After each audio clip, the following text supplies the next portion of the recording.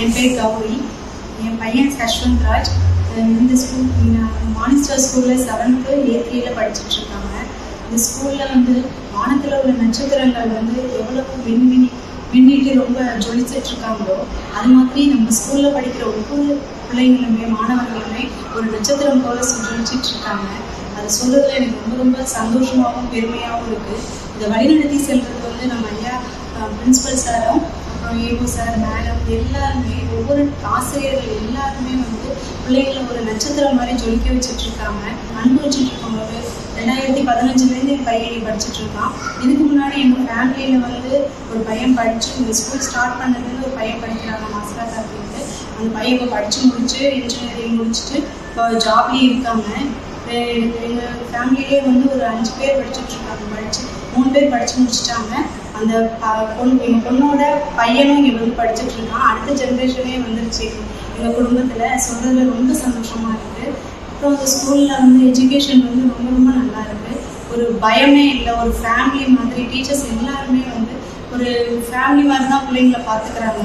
இன்னும் சொல்ல போனால் நான் வந்து இங்கே இருக்க டீச்சர்ஸ்டேருந்து நிறைய விஷயம் நான் கற்றுக்கிட்டேன். ஒரு குழந்தைகிட்ட எப்படி நடந்துக்கணும், எப்படி அவங்க கேர் பண்ணி கொண்டு போகிறாங்க அப்படிங்கிறது எல்லாமே நான் இங்கே கற்றுக்கிட்டேன். ரொம்ப சந்தோஷமாக இருக்குது. அப்புறம் இந்த பிள்ளைங்க வந்து ஒரு ஃபஸ்ட்டு ஹேண்ட் ரைட்டிங் ரொம்ப ரொம்ப நல்லா இருக்குது. மார்னிங் ஸ்டார் அப்படின்னு சொன்னால் ஈக்குவல் போட்டு ஹேண்ட் ரைட்டிங் சொல்லலாம். அவ்வளோ நல்லா இருக்குது ஹேண்ட் ரைட்டிங். எல்லா பிள்ளைங்களுக்குமே ஹேண்ட் ரைட்டிங் ரொம்ப ரொம்ப நல்லா இருக்குது. அப்புறம் வந்து ஒழுக்கம் ஃபஸ்ட்டு டிசிப்ளின் ரொம்ப ரொம்ப நல்லா இருக்குது. பிள்ளைங்க வந்து நம்ம மார்னிங் ஸ்டார் பிள்ளைங்களையும் எல்லா பிள்ளைங்களையும் தனித்துவமாக தெரிவாங்க. நம்ம ஸ்கூலில் படிக்கிற பிள்ளைங்க வந்து தனித்துவமாகவே தெரிவாங்க ஒழுக்கம் எல்லாத்துலேயுமே. அப்புறம் வந்து நல்லா படிக்கிறாங்க. இங்கிலீஷ் நாலேஜ் நல்லா இருக்குது. அப்புறம் ப்ராஜெக்ட் பண்ணுறாங்க. அது ஒரு புது வித்தியாசமாக இருந்துச்சு. பிள்ளைங்களை வந்து வீட்டிலேருந்து செஞ்சு கொண்டுட்டு வராங்க. இங்கே வந்து பிள்ளைங்க வந்து செய்கிறாங்க.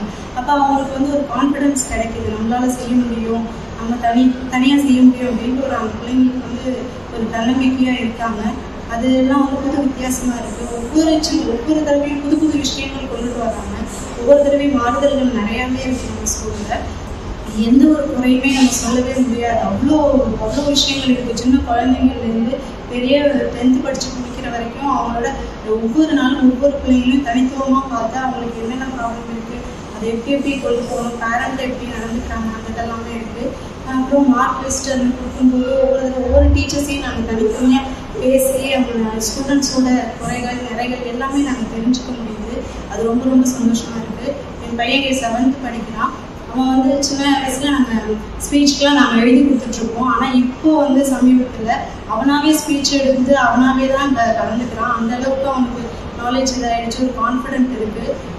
அதோட இன்னொரு விஷயம் என்னென்னா, அந்த திருக்குறள் நாங்கள் படித்தோம். திருக்குறள் படிக்கிறதுக்கு நாங்கள் ஐயா வந்து ரொம்ப ஊக்குவிச்சாங்க. அதை வந்து ஸ்காலர்ஷிப் மூலயமா ரொம்ப இது பண்ணி ரொம்ப ஹெல்ப்ஃபுல்லாக இருக்குது எங்களுக்கு.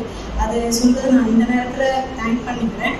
இது வந்து ரொம்ப ரொம்ப திருக்குறள் படித்தோம்னா ஒழுக்கம் ரொம்ப இதாக இருக்குது.